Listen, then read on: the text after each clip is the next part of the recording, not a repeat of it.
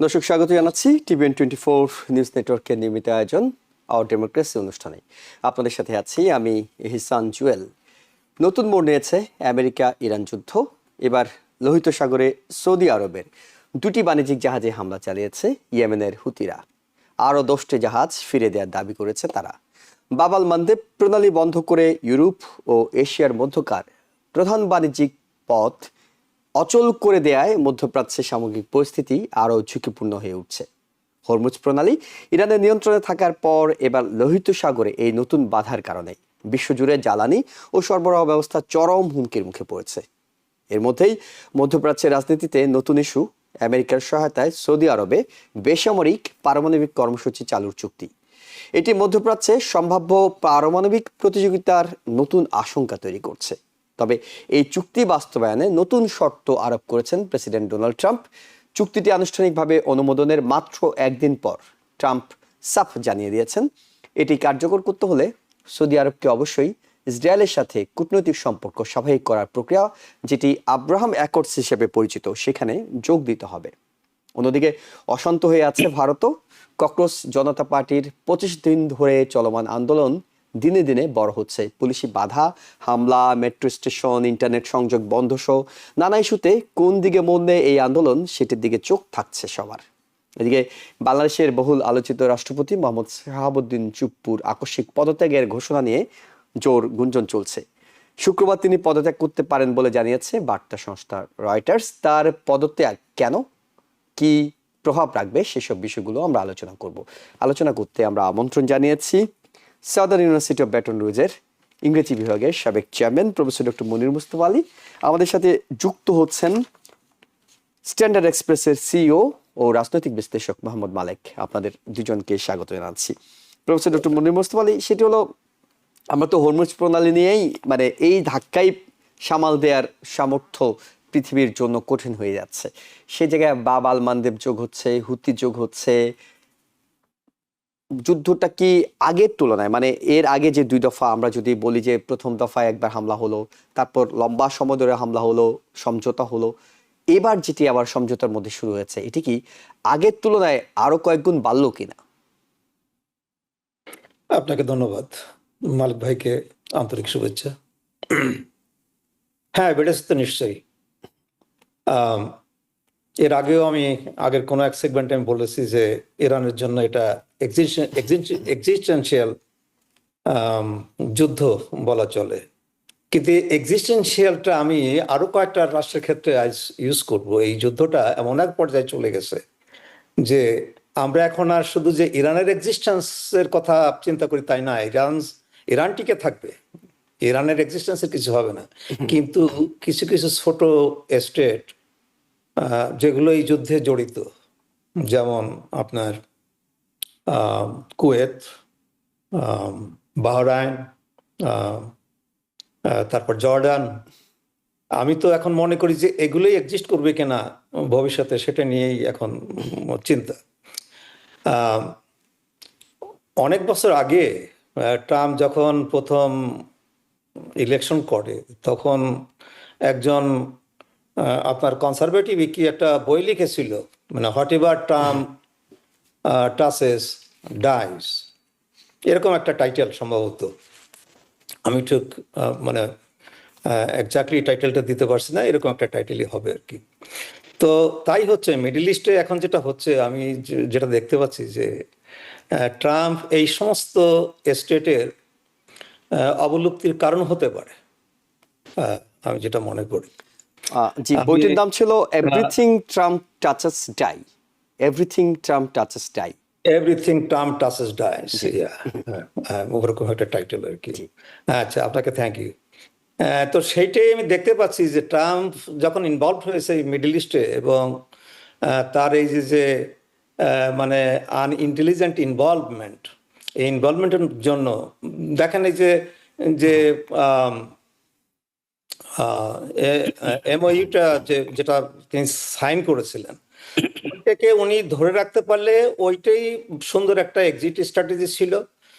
কিন্তু উনি আবার এই যে যুদ্ধে জড়িয়ে, এবং আমরা জানতাম যে উনি যুদ্ধে জড়াবেন, কারণ ওনার ইন্টেলিজেন্স আমরা যতটা দেখেছি, কারণ এই যুদ্ধটা তো আসলে ইসরায়েলের যুদ্ধ আমেরিকা করছে। হ্যাঁ, এবং আমি তখনও বুঝতে পেরেছি যে মানে ট্রাম্প, আমি জানি না কতটা বুঝতে পেরেছি যে সে ইসরায়েলের ট্রাপে পড়ে গেছে। সেই ট্রাপ থেকে সে বেরোনোর একটা সুযোগ ছিল, সেই সুযোগটা সে আসলে গ্রহণ করেনি। যার ফলে এখন যেটা যেটা হচ্ছে, মানে আপনি তারা গ্রাউন্ড গ্রাউন্ড ট্রুপ করার চেষ্টা করছে এখন, মানে চিন্তা ভাবনা করছে আর কি। হ্যাঁ, আপনি এখনো আপনি আছে, দেখুন মানে এই এই চিন্তাটা হয়তো যতগুলো এখনো মিডল আছে। ইস্টে যতগুলো যুদ্ধ হয়েছে, যে ইরাকের যে যুদ্ধটা হলো, আসলে ইরান তো ইরাক না। আর ইরাক যখনই আক্রমণ হয়েছিল তখনকার সিচুয়েশন, এখনকার সিচুয়েশন তো আমেরিকার জন্য ফেভারেবল না।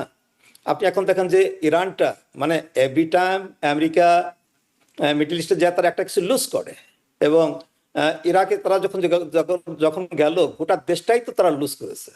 হ্যাঁ, তারা এই জিনিসটা বুঝতে পারেন যে ইরাক মেজরিটি শিয়াইট, এবং সেই সুন্নিদের হাত থেকে শিয়াইটদের হাতে দেওয়া মানেই হলো দেশটাকে ইরানের হাতে তুলে দেওয়া। হ্যাঁ, এবং সেটাই সেটাই হয়েছে। এখন দেখেন, ইরাক বোধহয় ইদানিং চিন্তা ভাবনা করছে, ইরান গভর্নমেন্ট হোক বা কোনো মিলিশিয়া গ্রুপ হোক, তারা দেখবেন যে অল্প এই যুদ্ধটা যদি চলতে থাকে, অল্প দিনের মধ্যেই আপনার ইয়েটা কুয়েতটা আপনার এই এই সিয়াইটটা দখল করে ফেলবে। হ্যাঁ, এবং সেটা তো মানে তাদের যে ইনফ্রাস্ট্রাকচার ছিল কুয়েতে বা সৌদি আরবে বা এই সমস্ত ইউএইতে বা বাহরাইনে, সেগুলো তো এখন ধ্বংসই হয়ে গেছে বললে চলে। জি। আপনার সেগুলো ধ্বংস হওয়ার পরে যেটুকু রেস্কিউ করা গেছে, সেগুলো রেস্কিউ করেই তো জর্ডানে নিয়ে গেছে, এবং জর্ডানে নেওয়ার পর তখন জর্ডান দেখেন, প্রথম ইসে কিন্তু জর্ডানকে অ্যাটাক করা হয়নি, এখন জর্ডানকে অ্যাটাক করা হচ্ছে, কারণ ওই সমস্ত ইকুইপমেন্ট গুলো জর্ডানে শিফট করা হয়েছে। হ্যাঁ, সেগুলো যাতে ধ্বংস করা যায় সেই জন্যই তো জর্ডানে করেছে। এবং এখন দেখেন, আমরা গত সামার দেখেছি 2025-এর সামার দেখেছি, যখন ইসরায়েলের সাথে তাদের যুদ্ধ হলো, ইসরায়েলের তারা যে মিসাইলগুলো সেগুলো কিন্তু খুব একটা কিছু করতে পারেনি, কিন্তু এখনকার যে মিসাইলগুলো তারা ছুটছে সেগুলো কিন্তু মানে ইন্টারসেপ্টেড হচ্ছে না, সেগুলো দে আর গোয়িং থ্রু। তো এবং এবং ব্যাপার হলো, এখন সিআইএ আমি যেটা যেটি দেখতে পাচ্ছি, এখন এটা তদন্ত করছে। আমেরিকার জন্য খুবই ভয়াবহ। জি। ইনফ্যাক্ট আমি আমেরিকাই বা বলি কেন, সারা বিশ্বের জন্য এটা কারণ একটা সিআইএ মনে ভয়াবহ করছে যে অবস্থা। তাদের ঘাঁটিগুলোতে যে সুনিপুণভাবে ড্রোন হামলাটা হয়েছে, ইরান যেটি করেছে, এটি পুরোটাই ডেটা দিয়ে সহায়তা করেছে রাশিয়া। এটি নিয়ে এর মধ্যে তদন্ত চলছে, কারণ সিআইএ এর এত সুরক্ষিত ঘাঁটিতে ইরান কিভাবে এত নির্দিষ্ট করে হামলাগুলো করেছে। তার মানে এটি নানা ফ্রন্টে যুদ্ধটা আসলে সংশ্লিষ্টতা আরো বাড়ছে, যেটি আপনার এখানে কাছে শুধু প্রশ্ন রাশিয়াই ছিল। না, আপনার চায়নাও তো হেল্প করছে। এখন এটা তো পরিষ্কার যে আপনার চায়নার স্যাটেলাইট তারা ইউজ করছে, রাশিয়া তাদেরকে হেল্প করছে। হ্যাঁ, কাজেই এটা আমি তো মনে করি একটা একটা বিশ্ব যুদ্ধের দিকে চলে যাচ্ছে। অন্যদিকে দেখেন আমেরিকাকে কে হেল্প করছে, তার ইউরোপিয়ান যে অ্যালায়েন্স, তারাও তো তাদের আমেরিকার হেল্পে ছুটে আসছে না। হ্যাঁ, আর এখন মিডল ইস্টার্ন অ্যালাইজরা তারা তো এখন মানে আমেরিকা থেকে সরতে পারলে তারা বাঁচে। হ্যাঁ, কাজেই আমি কোনো মানে ভালো কিছু আশা করতে পারছি হয়তো না। দেখছেন না। মোহাম্মদ মালিক, আপনার কাছে জানি, এই যুদ্ধ অবস্থার মধ্যে দিয়ে যখন যুদ্ধ কেন্দ্রিক আমাদের আলোচনাগুলো চলছে, ইরানের পারমাণবিক শক্তিশালী হয়ে ওঠা নিয়ে সবচেয়ে সবার ফোকাসটা আছে, সে জায়গায় আমরা সৌদি আরবের সাথে 30 বছর মেয়াদী একটা চুক্তি করলাম, তাদেরকে পারমাণবিক সক্ষমতা অর্জন সেখানে সহায়তা করা হবে। আজকে আবার মানে কালকের পরে আজকে আবার গিয়ে বলা হলো না, আব্রাহাম অ্যাকর্ডে না আসলে এটি করা হবে না। তো আব্রাহাম অ্যাকর্ডে তো সৌদি আরব আসার কোনো সুযোগ নেই, কারণ তাদের দেশের জনগণ সেটি মানবে না। 7 মণ ঘি জোগাড় হবে না, রাধা নাচবে কিনা। সৌদি আরবকে কেন মনে হলো যে পারমাণবিক শক্তিশালী করা উচিত? ধন্যবাদ জুয়েল। দেখুন, প্রেসিডেন্ট ট্রাম্প ইরান যুদ্ধটা যেভাবে শুরু করেছেন, আসলে যুদ্ধ শুরু করা কি মানে তখন সমীচীন ছিল? এটা কি সুপরিকল্পিত ভাবে যুদ্ধ শুরু করেছেন, বা অবজেক্টিভটা কি সুনির্দিষ্ট অবজেক্টিভ নির্ধারণ করে যুদ্ধ শুরু করেছেন? তা কিন্তু করেননি। এখন এমন একটা অবস্থার মধ্যে আমেরিকা পড়ে গেছে যে এখান থেকে না পারছে চলে আসতে, না পারছে এটাকে ঠিক মানে যুদ্ধটা তার দিকে সফলতা নিয়ে আসার জন্য। তো এরকম একটা অবস্থাতে তার যে প্রাথমিক ধাক্কা, সেই ধাক্কাতে সে ব্যর্থ হয়েছে আর কি। কারণ ট্রাম্পের ধারণা ছিল যে ইরানের আহ এমনিতেও সেখানে গণ অভ্যুত্থান হয়েছে, তার ইমিডিয়েট আগেই, যুদ্ধ শুরু ইমিডিয়েট আগেই হাজার হাজার মানুষ সেখানে রাস্তায় নিহত হয়েছেন। তো তার আনপপুলারিটি রিজিমের, এবং ট্রাম্পের একটা ধারণা ছিল যে টপ লিডারদের যদি হত্যা করা হয় তাহলে জনগণ রাস্তায় নেমে আসবে এবং রিজিম চেঞ্জ হবে। আসলে আমেরিকা বলুক না বলুক, সিচুয়েশন বলে যে তাদের প্রথম এবং প্রধানতম অবজেক্টিভ ছিল এটা মানে ইরান রিজিমে চেঞ্জ করার, রিজিম পরিবর্তন করে আমেরিকার অনুগত একটি সরকার সেখানে বসিয়ে দেওয়া। এটা ছিল ফার্স্ট, কিন্তু সেটি হয়নি। দেখুন, প্রায় 50 জন সর্বোচ্চ নেতা সহ 50 জন সামরিক বেসামরিক নেতৃত্ব, তাদেরকে প্রথম দিনেই তাদের টার্গেট হিট করেছে এবং তাদের হত্যা করা হয়েছে। কিন্তু আসলে কি ঘটলো পরবর্তীতে কিন্তু সৌদিকে কেন, মানে সৌদিকে কেন শক্তিশালী করার দরকার হচ্ছে এখন, যেখানে ইরানের পারমাণবিক ইস্যু নিয়ে বলা হচ্ছে যে না, এটি মধ্যপ্রাচ্যে কারো কাছে থাকতে পারবে না, সেখানে সৌদিকে কেন নিজে থেকে সহায়তা? সেটাই বললাম যে এখন যখন এরকম একটা হতাশাজনক পরিস্থিতির সৃষ্টি হলো মধ্যপ্রাচ্যে ইরানকে নিয়ে, তখন আমেরিকা চিন্তা করলো যে সৌদি আরবকে যদি আমরা এরকম একটা নিউক্লিয়ার ডিলের মধ্যে নিয়ে আসতে পারি তাহলে দুটি জিনিস হতে পারে। একটি জিনিস হলো, দেখুন, সৌদি এবং ইরানের মধ্যে কিন্তু একটা ঐতিহাসিক দ্বন্দ্ব সবসময় আছে। সে দ্বন্দ্বটা কি? রিলিজিয়াসলি একটা কনফ্লিক্ট, শিয়া এবং সুন্নি, এই দ্বন্দ্বটি সবসময় আছে। কাজে ইরান যেখানে ইউরেনিয়াম এনরিচমেন্ট করছে, আমেরিকা দাবি করছে, তো সেরকম একটা অবস্থায় তার প্রধান প্রতিপক্ষ যে সে গালফে আছে, সৌদি আরব, মিডল ইস্টে, তাকে যদি ওইভাবে একটা মানে নিউক্লিয়ার ডিল দিয়ে তাকেও ইরানের সমকক্ষ করা হয়, তাহলে একটা ব্যালেন্স হয়তো আসতে পারে। এই একটা জিনিস হতে পারে। আরেকটা জিনিস হতে পারে যে এটাকে যুদ্ধের যে বর্তমান যে পরিস্থিতির মোড় ফিরিয়ে দেওয়া, মিডল ইস্টের অন্যান্য সম্পৃক্ত দেশগুলোর মধ্যে মেরুকরণটি একটু সুস্পষ্টভাবে অন্যরকম হবে এই প্রোগ্রামের আওতায়, এই ডিলের ফলে। যেমন ধরেন ইসরায়েল স্ট্রংলি এটা অপোজ করেছে, মানে সৌদি আরবকে যে নিউক্লিয়ার ডিল যেটি ট্রাম্প করতে যাচ্ছেন, এটাতে ইসরায়েলের চরম আপত্তি আছে। কারণ ইসরায়েলের চাওয়াটা আবার ভিন্ন রকম। ইসরায়েলের চাওয়াটা কি ছিল যে পুরো গালফ এবং মিডল ইস্টের কর্তৃত্বটা এককভাবে ইসরায়েলের কাছে থাকবে। যতগুলো রাষ্ট্র সেখানে আছে তারা সবাই তার সাথে কূটনৈতিক সম্পর্ক স্থাপন করবে এবং মানে আমেরিকার বন্ধু হতে পারে সৌদি আরব, কিন্তু ইসরায়েলের তো বন্ধু নয়, সেই কারণে ইসরায়েল চায় না সহজ অঙ্ক। সেইটা না, ইসরায়েল বন্ধু নয়। এখন দেখুন, সেই জন্য ইসরায়েল এটা আপত্তিটা করেছে। ট্রাম্প যে কারণেই করুক না কেন, ইসরায়েল কিন্তু এটা স্বাভাবিকভাবে নেয়নি। কারণটি হলো যে সৌদি আরবের এমবিএস কিন্তু সুস্পষ্টভাবে বলে দিয়েছেন যে আব্রাহাম অ্যাকর্ডে জয়েন করার প্রশ্নই আসে না যে পর্যন্ত স্বাধীন প্যালেস্টাইন রাষ্ট্রের উৎপত্তির জন্য সক্রিয়, মানে ওই রকম অ্যাক্টিভ কোনো কাজ না হবে, সে পর্যন্ত ইসরায়েলের সম্পর্ক নরমালাইজেশন করার কোনো সুযোগ নেই। আবার ইসরায়েলের দাবি হলো, ট্রাম্প বলে দিয়েছেন নেতানিয়াহুর মানে আবেদনের প্রেক্ষিতে যে আব্রাহাম অ্যাকর্ডে জয়েন না করলে, ইসরায়েলের সাথে নরমালাইজেশন না করলে এই ডিলটা কার্যকর হবে না। তো এখন দেখুন যে উদ্দেশ্যেই ট্রাম্প এটি করে থাকুন না কেন, এই ডিলটি করার উদ্যোগ নেন না কেন, এটি কিন্তু সফল হয়নি। তার সফল হয়নি এই জন্য বলেছিলেন যে ইরান যদি পারমাণবিক শক্তির ধর দেশ হয় তাহলে তার দেশও হবে।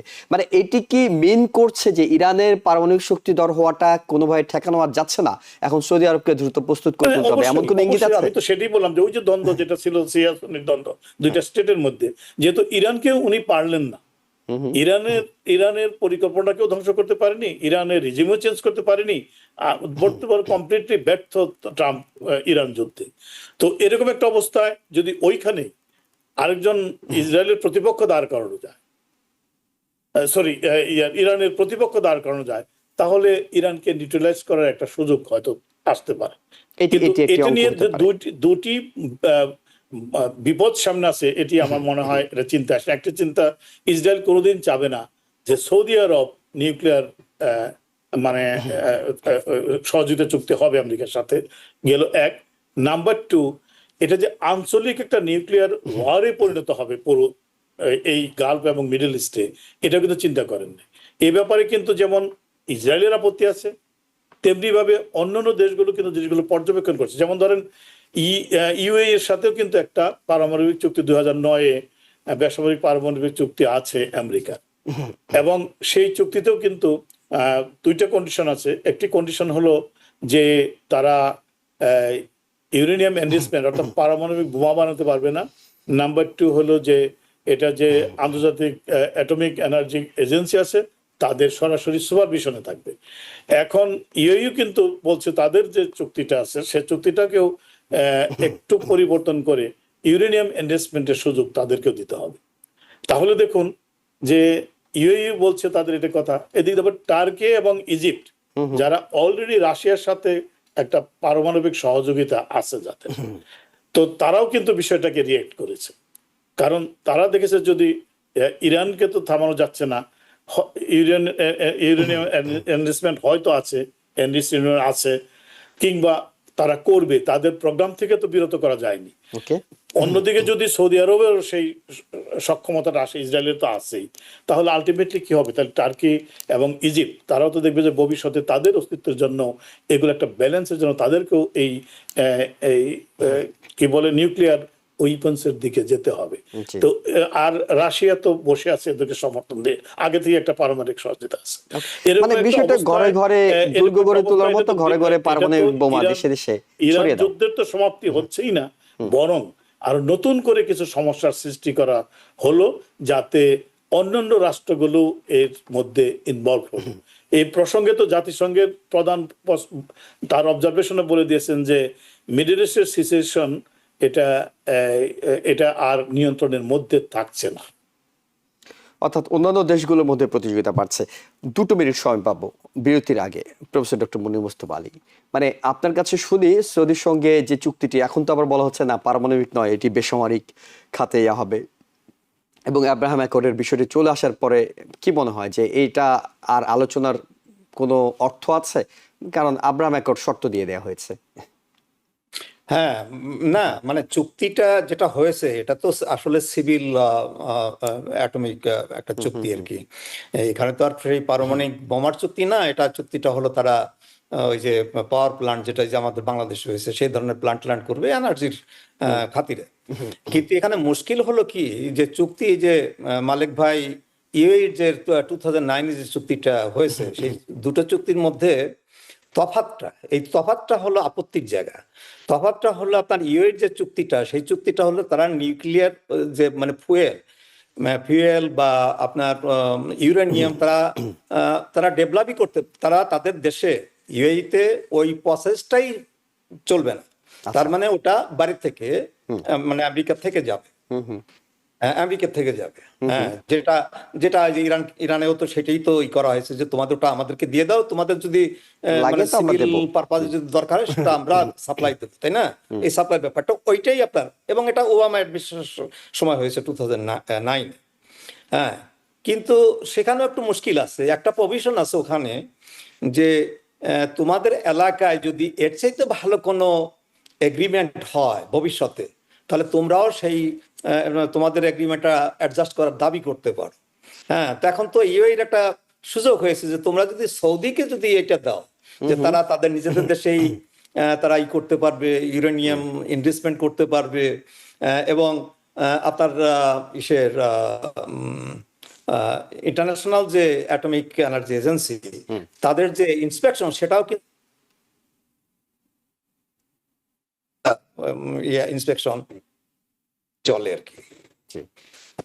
আমরা একটা ছোট বিরতি থেকে ফিরে বিষয়গুলো নিয়ে আলোচনা করছি।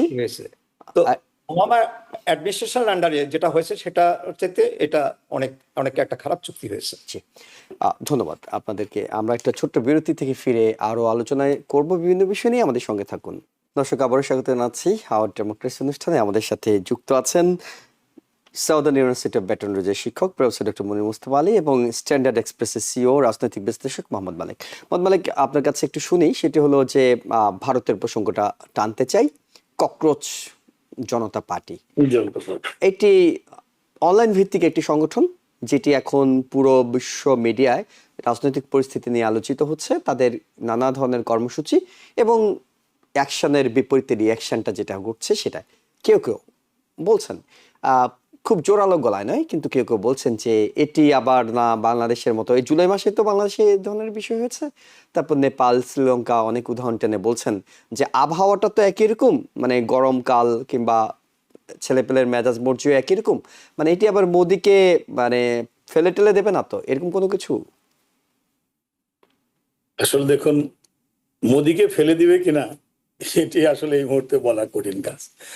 আর এই সমস্ত আন্দোলনের ক্ষেত্রে মানে এটা হলো যারা আন্দোলন করছে, ধরেন আমি জনগণের কথাই বলছি, তরুণরা জেনজি যারা আন্দোলন করছে, তাদের সম্পৃক্ততা কোন পর্যায়ে যায় বা হিট অফ দি মোমেন্টে সিচুয়েশন কোন দিকে যায় এর উপর কিন্তু ডিপেন্ড করে। যেমন ধরেন বাংলাদেশে, আপনি বাংলাদেশের তুলনা করলেন, তো বাংলাদেশে আপনার এই আগস্টের 5 তারিখ বোধ হয় নাকি 4 তারিখ যে সরকার পতন হলো, 5 তারিখ। তার 5 তারিখ, তার 2 দিন আগেও কি বোঝা গেছে? মানে আমরা যারা বাইরে সাধারণ তারা কি বুঝতে পারতাম যে সরকারের পতন হচ্ছে বা পতন ঘটে গেল? সরকারও হয়তো অনেকে বুঝতে পারেনি, সরকারের ভিতরেও এটা এটা এত আকস্মিক বিষয়টা। তবে হ্যাঁ, আপনি যেমনটি বললেন, এখানে দুইটো জিনিস আমি যদি প্যারালেলি দেখি, তাহলে বাংলাদেশেও কিন্তু তখনকার সরকার 16-17 বছর একটানা ক্ষমতায় ছিল, নানা রকম অসন্তোষ, এগুলো এখানে আলোচনা করলে আরো বড় হবে। জনগণের মধ্যে একটা অসন্তোষ ছিল বিভিন্ন বিষয়ে। ঠিক তেমনি ভাবে মোদী সরকারও কিন্তু 3 টার্ম ধরে ক্ষমতায় আছে, 12 বছর দীর্ঘদিন ধরে। জি 12 বছর। হ্যাঁ, 12 বছর 3 মাস বা এরকম সময় ধরে ক্ষমতায় আছে। এবং এই এই তার নেতৃত্বে যে সরকার ভারতে পরিচালিত হচ্ছে, সেটাও কিন্তু শাসন ব্যবস্থা একটা পচন ধরেছে ভারতেও কিন্তু।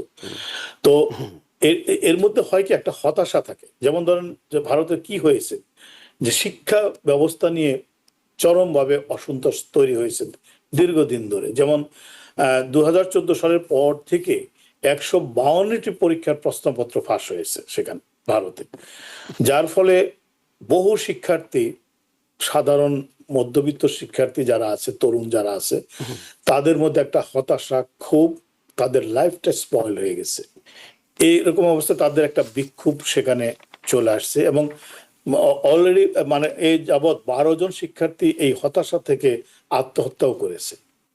তো এরকম একটা ব্যাকগ্রাউন্ডে কিন্তু ওই বস্টনের একজন শিক্ষার্থী অভিজিৎ নামের, সে তো মানে এটা তার আগেও ভারতের যিনি প্রধান বিচারপতি সূর্যকান্ত, তিনি অবজ্ঞা করে বলেছিলেন ছাত্রদের, কয়েকজন বেকার যুবককে তুলনা করেছিলেন তেলাপোকার সাথে। তখন এই অভিজিৎ বলেছিল অনলাইনে, যে অনলাইনে অবশ্যই অ্যাক্টিভিস্ট, সে বলেছিল যে সবগুলো তেলাপোকা যদি এক হয় তাহলে কি হবে। এবং সেখান থেকে কিন্তু উৎপত্তি হলো। এবং দেখেন যেটা হলো যে 20 তারিখ থেকে সম্ভবত 20 তারিখ থেকে শুরু হলো যে দিল্লির যে যন্তর মন্তরে যে সমাবেশ, সেখানে লক্ষ লক্ষ যুবকের সমাবেশ ঘটেছে। 28 তারিখে সোনম নামের একজন অনশনরত অবস্থায় আছে, এখন পর্যন্ত খাওয়ানো যায় না, সে হাসপাতালে আছে, অর্থাৎ যে কোনো সময়, আর তাকে যদি খাওয়ানো সম্ভব না হয় মারাও যেতে পারে সে যে কোনো সময়। মানবাধিকার কর্মী তিনি। তো এরকম একটা অবস্থায় কিন্তু একেবারে পরিস্থিতি অত্যন্ত উত্তপ্ত। আপনার আবহাওয়ার কথা বলেন, আবহাওয়ার সঙ্গে সঙ্গে ওইখানকার বিক্ষুব্ধ ছাত্র সমাজেরও, তরুণদেরও কিন্তু ওইরকম একটা অবস্থা হয়েছে। তারা কি করেছিল, শিক্ষা মন্ত্রীর পদত্যাগ চেয়েছে। তো বাংলাদেশে যেমন কোটা নিয়ে শুরু হলো, যেমন বাংলাদেশের ছাত্র আন্দোলন যে সরকার পতনের আন্দোলন, এটা কি আমরা বুঝতে পেরেছিলাম? বুঝিনি। আমরা এটাকে সাধারণ একটা কোটা বিরোধী আন্দোলনই মনে করেছিলাম। ঠিক এখানেও শিক্ষামন্ত্রীর পদত্যাগ বা শিক্ষা ব্যবস্থা নিয়ে যে অসন্তোষ, সেটা নিয়ে যে আন্দোলনটা হচ্ছে এবং ছাত্ররা করছে, এটা যে সেখানেই সীমিত থাকবে, নট লাইক দ্যাট। এটা কোন দিকে মন নেয়, তার কারণটা হলো যে ভারতের জনগণের মধ্যেও তো অসন্তোষ আছে। বাংলাদেশের জনগণের মধ্যে যেমন সরকার, এবং যারা এই আন্দোলনে যাচ্ছেন বলা হচ্ছে যে সেখানে বিজেপি পরিবারের অনেক সন্তান, তরুণ যারা, তারাও সেখানে যাচ্ছেন। না, দিনে দিনে এটি বড় actually হচ্ছে, হয়েছে কি, ইস্যু যেমন বাড়ছে, বাংলাদেশে নানা কি হয়েছে, ধরনের অনেক বিষয় হচ্ছে। আওয়ামী পরিবারের ছেলে মেয়েরাও কি রাস্তায় আর রাস্তায় নেমেছে, জুলাই মাস জি। আন্দোলনে আমি ছিল একটু না? প্রফেসর ডক্টর মনির তো মোস্তফা আলী আপনার কাছ থেকে একটু শুনে আসি এই বিষয়টি নিয়ে। সেটা হলো যে মানে ভারতের শাসন ব্যবস্থাটা সম্পর্কে যদি একটু ধারণা দিতেন, যে আমাদের যেমন সেনাবাহিনী একটা পর্যায়ে গিয়ে পুরো পরিস্থিতি নিয়ন্ত্রণে নেয়, তারা প্রধানমন্ত্রীকে পালিয়ে যেতে সহায়তা করে, পরবর্তীতে রাজনৈতিকভাবেই তারা বিষয়টা ডিল করে। ভারতেও কি এই ধরনের বিষয়গুলো, যদি আন্দোলন অনেক বড় হয়ে গেল, একেবারে আনকন্ট্রোলড, হাতছাড়া, সেনাবাহিনীর ভূমিকা কি থাকে, কিংবা সম্ভব কিনা যে একেবারে সরকারকেই ফেলে দেবে, মোদির রাজনৈতিক শক্তি সেটা কতটা প্রশ্নের মুখে পড়বে? আমাকে বলছেন? জি, প্রফেসর জি। ডক্টর মুনির মুস্তফা আলীর কাছ থেকে শুনে আপনার কাছে আসবো। জি, ও আচ্ছা আচ্ছা, হ্যাঁ জি। হ্যাঁ, বুঝতে পেরেছি। আম, আসলে ভারত একটা বিশাল দেশ এবং ভারতের ডেমোক্রেসি এত ইনগ্রেন্ড। আপনার আহ, ইন্ডিয়ার আপনার এত বছরের আহ, শাসনে কংগ্রেস, তারপর জনতা পার্টি, মাঝে আরো কেউ কেউ আসছিল শর্ট টাইমের জন্য। আপনার একবারই কি এরকম কিছু হয়েছে? হয়তো মোদি গভর্নমেন্ট একটু আনপপুলার হয়েছে, মোদি গভর্নমেন্ট একটু কি বলবো, রিলিজিয়াস এক্সট্রিমিস্ট একটা পার্টির গভর্নমেন্ট, সেখানে তাদের অনেক বিরোধিতা আছে, এবং সেখানে অসন্তুষ্টির কারণ হয়েছে। এবং তিনি সম্ভবত 12-13 বছর ধরে শাসন করছেন। একটা দল দীর্ঘদিন শাসন করলে তারা আনপপুলার হয়, যদিও তাদের চাইতে কংগ্রেস পার্টি অনেক অনেক বছর যাবৎ শাসন করেছে। আপনি যে তুলনাগুলো করেছেন বাংলাদেশের সাথে, আসলে বাংলাদেশের সাথে ভারতের তুলনা হয় না। ওকে। কারণ বাংলাদেশে যতগুলো পরিবর্তন হয়েছে, মানে আমরা তো বেশ কয়েকটা পরিবর্তনই দেখেছি বাংলাদেশে, এর প্রত্যেকটার সাথেই কিন্তু মিলিটারি ইনভলভ ছিল। পাকিস্তানে যে পরিবর্তনগুলো হয় সেখানেও দেখা যায় যে মিলিটারি ইনভলভ থাকে। মিলিটারি ইনভলভমেন্ট ছাড়া পরিবর্তনগুলো হয় না সাধারণত আমাদের দেশগুলোতে।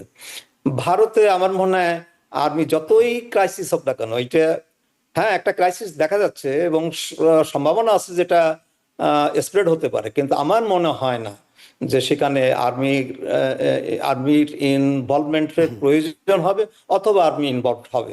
আমার মনে হয় পুলিশই শেষ পর্যন্ত এটা কন্ট্রোল করবে। আমার মনে হয় না এর বাইরে কিছু হবে। মানে তার মানে রাজনৈতিক ভাবে মানে কোথাও কু ঘটা কিংবা অন্য কিছু না, জন আন্দোলন, জনবিক্ষোভ, সেটি একটা এমন একটা বিষয় দেশ হতে পারে। যেখানে এই ধরনের ক্রাইসিস নিষ্পত্তি হয় হলো ভোটের মাধ্যমে। হ্যাঁ, কাজেই ভোট যদি আগামী ইলেকশনে হয়তো এর একটা এফেক্ট পড়তে পারে।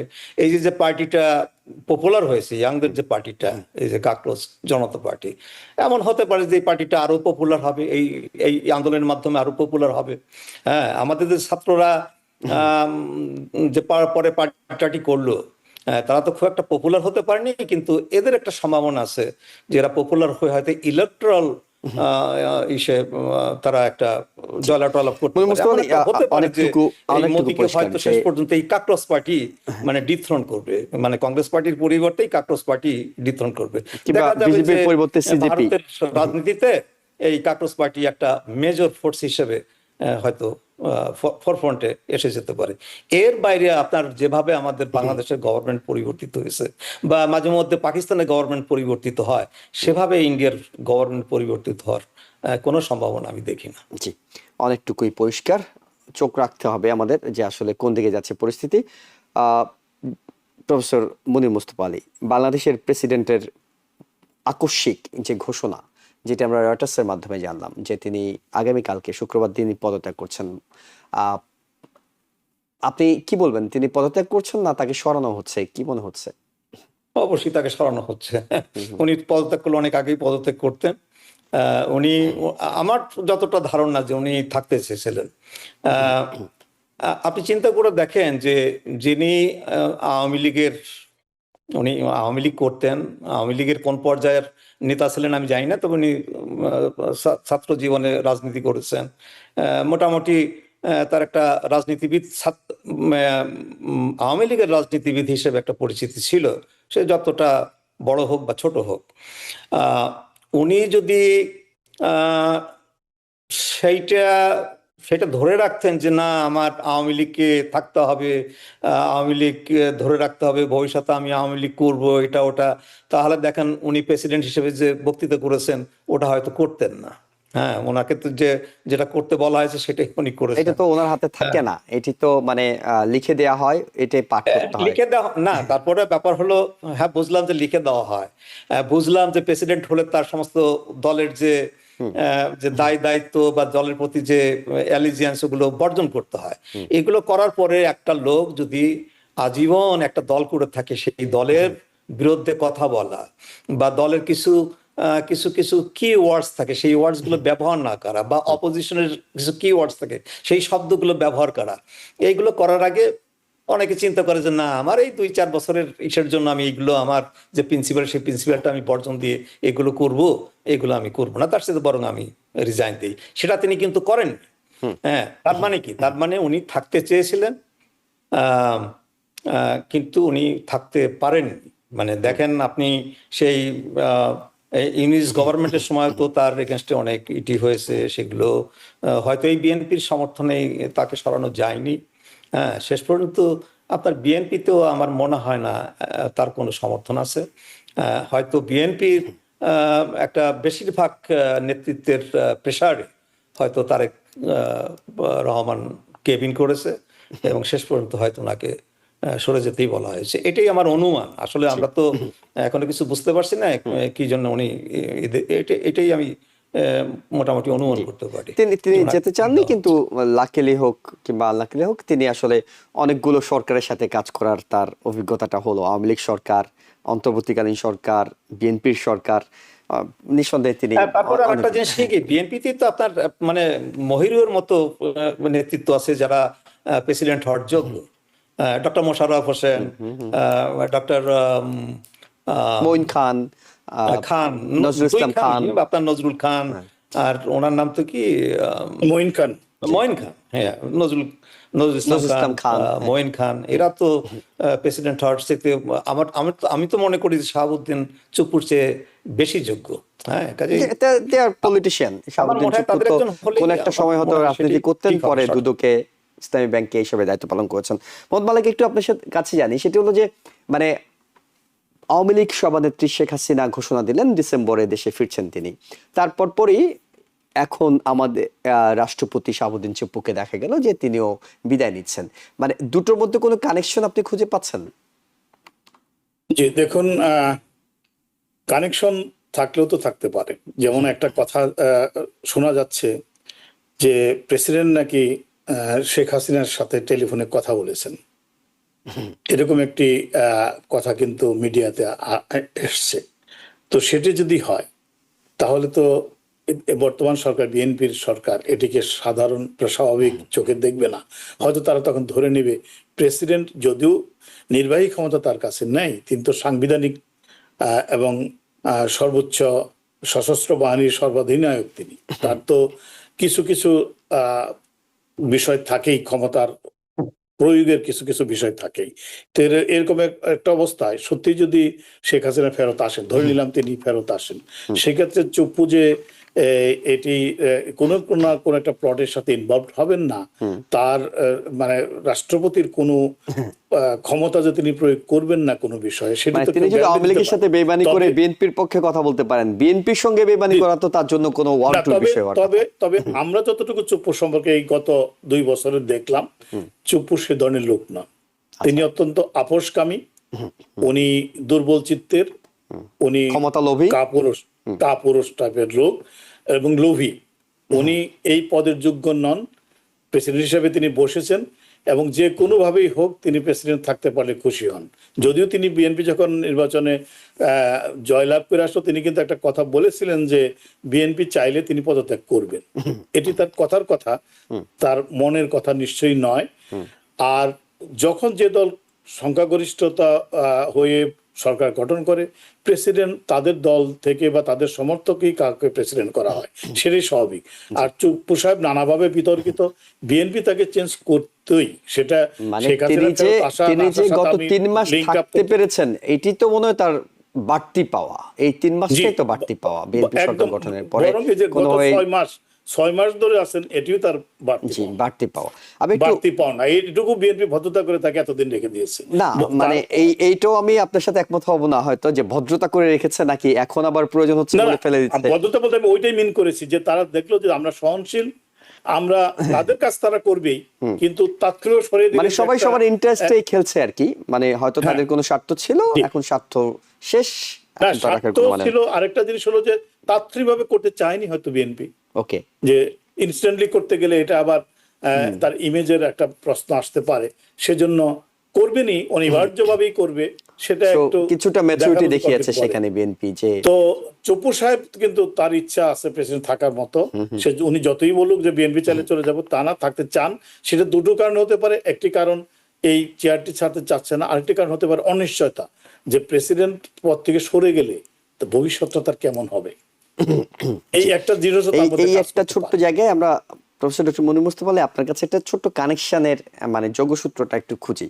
সেটা হলো যে রয়টার্স এই খবরটা ব্রেক করেছে যে প্রেসিডেন্ট শুক্রবার দিন পদত্যাগ করতে যাচ্ছেন, 2-3টি সূত্রের উল্লেখ করে তারা বলছে।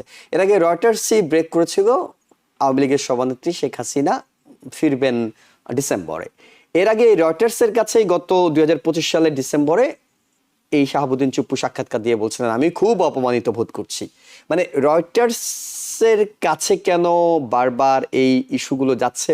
আরো তো অনেক মিডিয়া আছে, ইন্টারন্যাশনাল ন্যাশনাল অনেক কিছুই আছে, মানে রয়টার্সের কোনো যোগসূত্র আপনি দেখতে পাচ্ছেন এখানে যে মানে ওরা আমি খুব দেখতে ক্যাপাবল? পাচ্ছি, হ্যাঁ, রয়টার্সের কাছে আমার মনে হয় কিছু কিছু ইনফরমেশন আছে যেগুলো আমরা জানি না, কারণ এই সমস্ত কথা রয়টার্সের কাছ থেকে আসছে ইদানিং। এখন দেখেন, আমরা যদি একটু পূর্বের দিকে ফিরে যাই, এই প্রেসিডেন্টই কিন্তু একসময় বলেছিলেন যে ওনার কাছে শেখ হাসিনার যে রেজিগনেশন লেটার, সেই রেজিগনেশন লেটার নেই, এবং শেখ হাসিনা যে রিজাইন করেছেন সেটাও তিনি জানেন না, তাকে শেখ হাসিনা বলেন, তার কাছে কোনো প্রমাণাদি নেই যে তিনি রিজাইন করেছেন। তো এই মুহূর্তে যখন তিনি আবার দেশে ফিরতে চাইছেন আর শাহাবুদ্দিনই প্রেসিডেন্ট থাকবেন, এখানে কিছুটা যোগসূত্রের আভাস হয়তো বিএনপি অনুমান করলেও তো অনুমান করতে পারে, তাই না? তাদের কাছে কোনো কনক্রিট ইনফরমেশন না থাকলেও কিন্তু তারা অনুমান করতে পারে। আর একটা জিনিস হলো কি, বিএনপির তো শাহাবুদ্দিনের কোনো প্রয়োজন নেই। শাহাবুদ্দিনকে যে 6 মাস যে রাখা হলো, আপনারা কেউ কেউ বলছেন যে এটাতে একটা অতিরিক্ত একটা সুযোগ দেওয়া হয়েছে তাকে। আমি বলবো যে সুযোগ না, এটা হয়তো বিএনপি ইচ্ছে করে করেছে, এবং বিএনপি ইচ্ছে করে যে টার্ম 5 বছর বিএনপি ক্ষমতা আসার সাথে সাথে যদি একজন প্রেসিডেন্ট নির্বাচিত করত, তাহলে কিন্তু তাদের যে টার্মটা শেষ হতো তখন কিন্তু প্রেসিডেন্টের টার্মটাও শেষ হয়ে যেত, তাই না? হ্যাঁ, এখানে 6 মাস বাড়ানো মানে কি, যে তাদের টার্মটা শেষ হলেও যদি কোনো একটা অন্তর্বর্তীকালীন সরকারও আসে, তাদের প্রেসিডেন্ট কিন্তু কন্টিনিউ করবে। হ্যাঁ, কারণ তার টার্ম তো 5 বছর, এবং তার টার্মটা কিন্তু শুরু হবে এখন থেকে।